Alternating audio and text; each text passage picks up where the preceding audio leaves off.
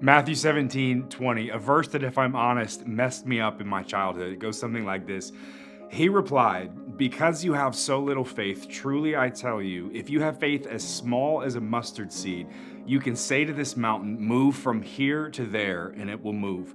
Nothing will be impossible for you." How I grew up interpreting this verse is that if I really had enough faith, even as small as a mustard seed, I could use the force.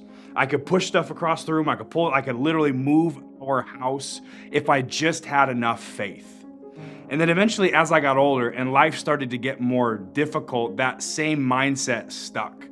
That if I just had enough faith, God would do what I needed him to do. He would show up in those difficult circumstances. He would move the spiritual and emotional mountains I needed him to move. And here's the problem, is that it moves all of us into this guilt-ridden theology where when things don't go our way, it's simply because we don't have enough faith.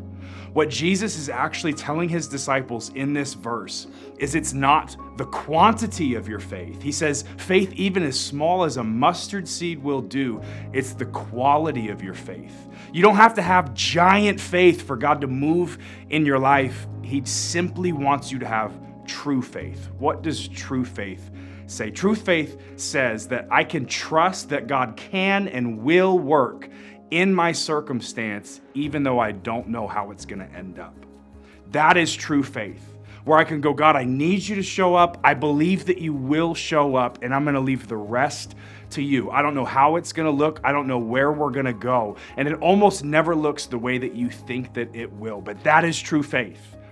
So you don't need to have giant faith for God to move in your life. Faith even as small as a mustard seed. It's not the quantity, it's the quality.